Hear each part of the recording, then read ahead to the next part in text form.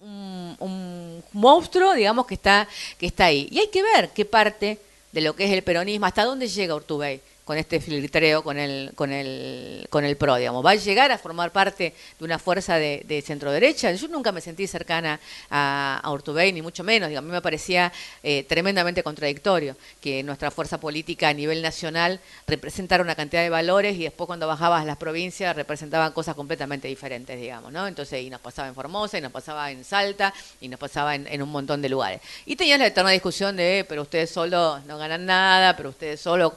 Bueno, yo creo que tenemos en algún momento que plantearnos por esto mismo, para que cuando volvamos podamos hacer todo lo que queremos hacer y para que cuando volvamos después no haya retrocesos, que la fuerza política que llegue al gobierno, cuando llegue al gobierno, llegue una fuerza política que podamos mirar al costado y saber a quién tenemos, que podamos mirar al costado y confiar, que podamos mirar al costado y saber que pase lo que pase, esos compañeros van a estar votando todos juntos el día que haya que votar una ley y que no necesiten que los presione en la calle y que no necesiten que los presione. Ahora, vos me decís, ¿esa unidad es cualquier unidad? No, es una unidad en base a determinados principios, es una unidad en base a determinados valores, es una unidad en base a la defensa de determinadas cosas, digamos, ¿entendés? Digo, yo me puedo juntar con Moyano si es por la defensa de los trabajadores, si es por la defensa del salario, si es por la defensa de que no haya despido. Yo no me voy a juntar con Moyano a defender las cajas de las obras sociales, ¿entendés? Entonces hay que ver qué temas y qué agenda ponemos sobre la mesa en el momento de plantear la unidad. Y me parece que eso es parte central de lo que tenemos que hacer. Nosotros creemos que el kirchnerismo vino a plantear muy desafiantemente la construcción de una nueva identidad política. Si esa identidad política es la conducción del peronismo desde una nueva hegemonía, o si es algo por afuera del peronismo, es algo que está en discusión y que está viéndose. Cuando Cristina plantea el Frente Ciudadano, yo creo que nos está hablando del kirchnerismo. Digo, nos está hablando de una fuerza política amplia, donde esté obviamente el peronismo, donde esté obviamente el PJ o los de ellos que quieran estar, porque no es que nosotros queremos o no queremos que algunos estén. Hay algunos no quieren estar, y no quieren estar porque en realidad se bancaron que hiciéramos lo que hicimos en el gobierno durante estos años, pero nunca estuvieron de acuerdo, digamos. Entonces hay una cantidad de peleas, digo, ¿cuántos gobernadores del PJ estuvieron de acuerdo en la pelea con Clarín? Digo, no sé si muchos gobernadores estuvieron de acuerdo con la pelea con Clarín, con lo cual ahora es un alivio para ellos también, digamos, ¿no? No tener que bancar esas cosas. Entonces, y después está la otra discusión de si nosotros perdimos porque no apoyamos lo suficiente a un candidato o si ese candidato en realidad no representaba exactamente lo que nosotros queríamos que representaba y no enamoró a buena parte de nosotros. A mis compañeros me dicen, no, porque no hubo interna, porque nosotros queríamos votar por Randazzo. Está bien, buenísimo. Ahora, ojo, porque, viste, te quiero ver si hoy teníamos a Randazzo presidente y vos gobernador de la provincia de Buenos Aires, ¿no? Entonces, el día después podemos analizar una cantidad de cosas que me parece que a veces uno en el momento no termina de entender y te enamorás de determinados compañeros porque tienen determinado discurso, por lo que fuera, y hay cosas que no estás viendo de los que están sucediendo. Yo creo que viene un momento de que lo que tenemos que hacer es construir esta fuerza política. Esta fuerza política es el Frente Ciudadano, es el kirchnerismo, es el peronismo ampliado, es lo que quieran saber. Es sin duda el peronismo. Porque la verdad es que los valores que nosotros representamos, las luchas que nosotros representamos, son el peronismo, digo. Está bien, me podrás hablar del irigoyenismo antes y el socialismo antes y todo lo que vos quieras, digamos, pero la primera vez que desde el Estado se llevaron adelante este tipo de políticas, digo, fue desde el peronismo. Entonces, ahora, esta disputa por la hegemonía del peronismo, que se llevó tantos compañeros y que fue a sangre y fuego en los 70, y que en realidad ahora de alguna manera esa disputa terminó porque la hegemonía era de quienes gobernaban y por suerte los que gobernaban eran Néstor y Cristina durante todos estos años. Hay que ver de qué manera se da ahora en el llano. Yo creo que esto se va a terminar ordenando en un primer ordenamiento el año que viene, sin duda, porque todo lo que construimos en algún momento tenemos que tratar de ganar una elección, porque si no, no tiene sentido todo lo que construimos, y para ganar esa elección hay que tratar de construir mayoría. Ahora, hasta que llegue ese momento, que es el de los bifes, de cerrar las listas y todo lo demás, lo que tenemos que tratar es de construir esa mayoría hablando a los de afuera de nosotros. Y si somos más, y si estamos más movilizados, y si representamos algo más, y si tenemos los líderes que puedan representar todo eso, tampoco... La otra cosa que nos pasó es que nos fuimos capaces de construir las referencias que podían de alguna manera representar todo eso. Digo, ¿no? Que hoy la única... A mí me parece maravilloso y me parece que habla de un liderazgo popular, el liderazgo de Cristina sin intermediarios. Ahora, al mismo tiempo, ese liderazgo sin intermediarios no tenés colchón. No tenés nadie que represente algo en la provincia, en el pueblo. Digo, entonces tenemos que empezar a construir las referencias y los liderazgos en cada pueblo, en cada provincia, y tenemos que construirlos generosamente.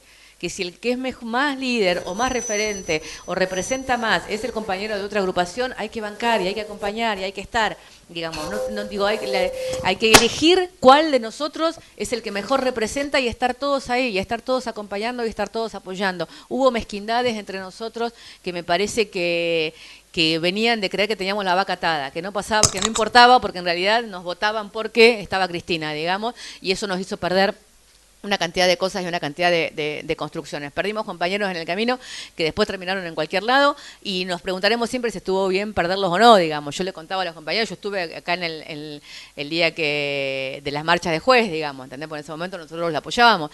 Y nada, la verdad es que por ahí ustedes podrán decir lo bien que hicimos en perderlo, digamos, ¿entendés? Qué sé yo, pero como juez perdimos un montón en el medio y tenemos que preguntarnos de cada uno.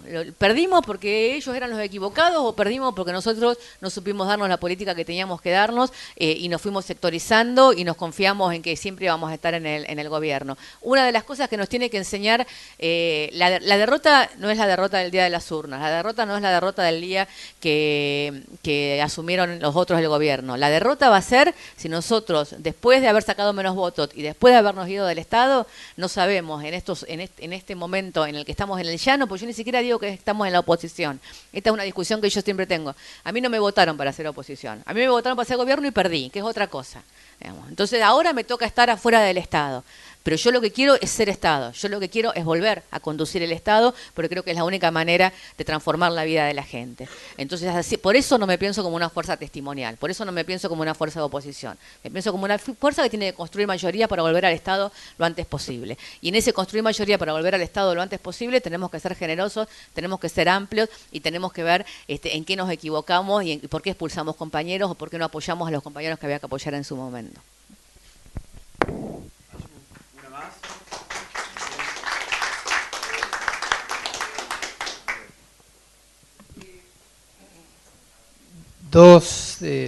Tengo muchas dudas y pocas certezas. Las certezas son más rígidas que mis dudas. Pero vos afirmaste dos cosas y me gustaría que ampliases. Una, que no perdimos por nuestros errores, sino por nuestros aciertos. Yo polemizo completamente contra esa visión, por eso me gustaría que amplíes la idea. Y la segunda es, lo peor ya pasó. A mí me gustaría que vos, que probablemente tenés más información, yo percibo que hay un momento de crisis intercapitalista, interburguesa, digamos, en Argentina.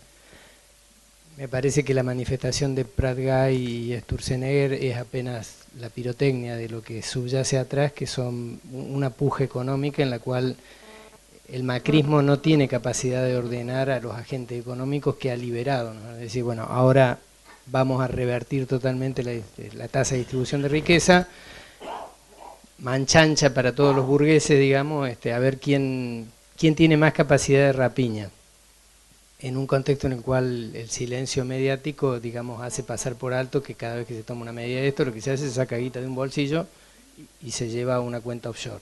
Ese sería el recorrido. Entonces uno dice, viendo lo que pasó en Brasil, viendo cómo, por ejemplo, el episodio de Lilita Carrió con Lorenzetti, es decir, muchachos, nosotros le seguimos marcando la cancha, no rompan los huevos, no me pongan trabas en la designación de los jueces de la Corte Suprema, porque a vos también te voy a buscar. Me da la sensación de que hay una irracionalidad dentro de los propios factores de poder que, bueno, que nada indica que se vaya a acomodar. Entonces la pregunta es, ¿genuinamente te parece que no puede haber desequilibrios, desbordes? Que en su momento apareció un Cavallo con un contexto de un pueblo que estaba, esto que vos planteabas de la tercera generación, que estaba menos preparado para advertir esa situación y movilizarse. Lo peor, o sea, las dos preguntas son la afirmación sobre por qué perdimos, digamos, y el rol de nuestros propios errores, y la afirmación, lo peor ya pasó. ¿Es una afirmación taxativa? ¿Forma parte de algún plano de duda?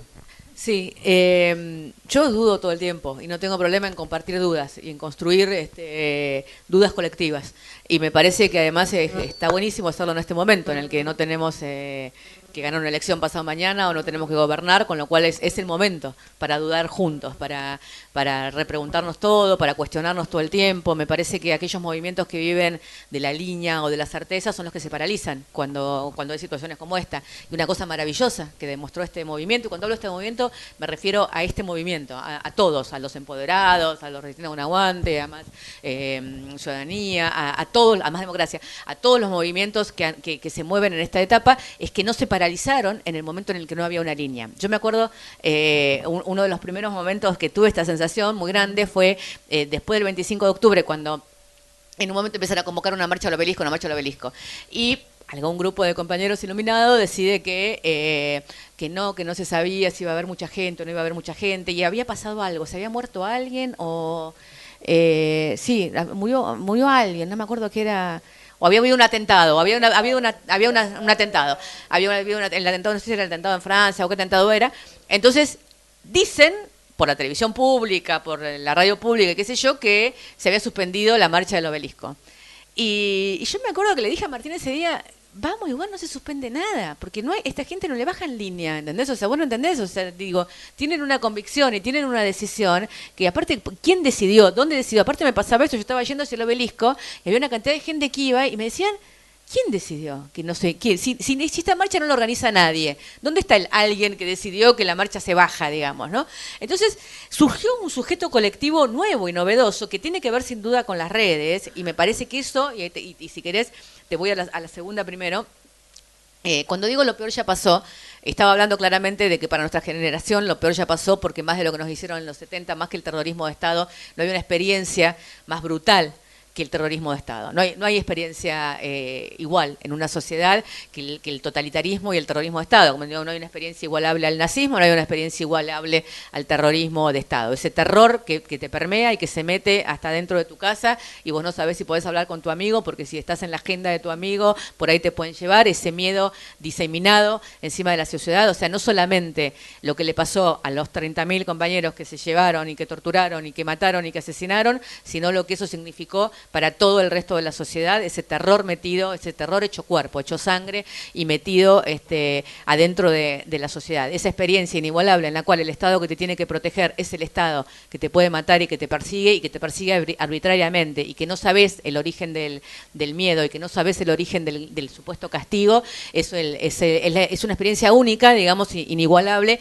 que a eso me refiero cuando digo como generación, lo peor ya lo pasamos. Más que eso no lo podemos pasar. Hace 30 años estamos buscando todavía pibes que siguen viviendo con sus apropiadores. Y si hay algo de estos 12 años que todavía nos sigue conmoviendo, es cada día que encontrábamos a uno, ¿no? Pero encontramos a 119. Y todavía hay más de 300 que siguen viviendo con sus apropiadores. Y me parece que de eso no hay marcha atrás. Como sociedad no hay nada peor que nos pueda pasar que eso, que un pibe hoy todavía viva en lo de su apropiador, es lo peor que nos puede pasar como sociedad, y eso es lo que no tenemos salvación como sociedad hasta que no logremos encontrar al último de los nietos.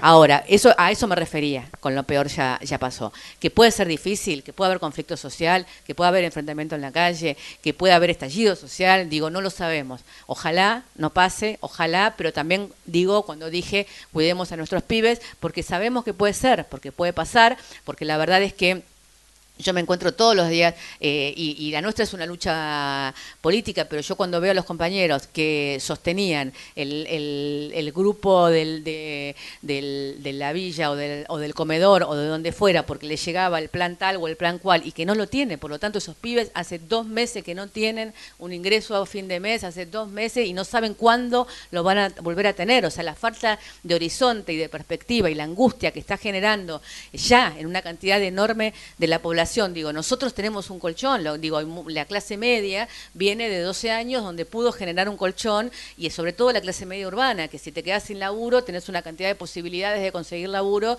que no tiene ni la gente que vive en el campo, ni hablar de la gente que vive en las villas o de la gente que vive en situación más vulnerable. Hoy en la ciudad de Buenos Aires, digo, el abandono en las villas te implica, ¿entendés? Que hay que tener una cantidad de pibes que no están desayunando, que no están yendo al colegio, que no están yendo, digo, eso, digo, a mí me genera, digo, por eso digo la derecha no enamora, porque la derecha genera odio, y eso es lo que tenemos que cuidar y lo que tenemos que controlar. Tenemos que cuidar a esos pibes que no se nos mueran de hambre, tenemos que cuidar, estar en el territorio permanentemente y todo lo que podemos, porque lo que ya está pasando es durísimo, porque el tema de las tarifas es para todo el mundo, pero para las clases populares es muchísimo más duro, pero además tenemos que cuidar a nuestros pibes para que ese odio no se transforme en una situación violenta que les va que al margen de que nosotros no queremos que nos toquen a un pibe ni a uno de nosotros, les conviene a ellos, digamos, ¿no? Porque en definitiva lo que están buscando es eso. Digo, este modelo solo se sostiene con represión y están buscando reprimir, entonces tenemos que no darles ese gusto y tenemos que cuidarnos y cuidar a los pibes sobre todo.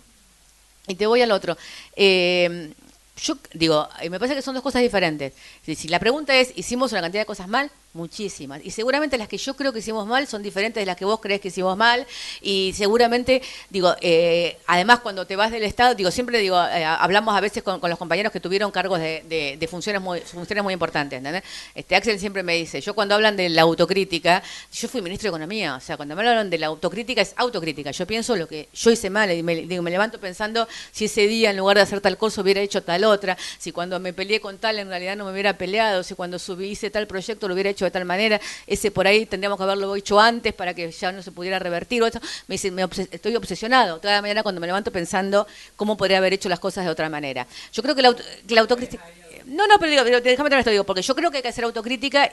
Ahora, lo que creo es que la autocrítica la tenemos que hacer todos. Digo, todo el mundo tiene que hacer autocrítica. Obviamente, no es la misma autocrítica la de que su responsabilidad era ser militante que la de que tenía que conducir una organización que la que tenía que conducir un lugar en el Estado. Hay grados y niveles de responsabilidad diferentes porque las consecuencias de lo que uno hace abarcan a más cantidad de gente o tienen otro tipo de consecuencias. Entonces, en la medida de nuestra responsabilidad y en medida de la medida de las consecuencias de las decisiones que tomamos, es la medida de la responsabilidad que tenemos también para la autocrítica, y por eso hay que hacerla y hay que seguir haciéndola todo el tiempo que haga falta, porque esa es la única manera de entendernos y de comprendernos y de generar confianza, de que somos capaces de reconocer los errores.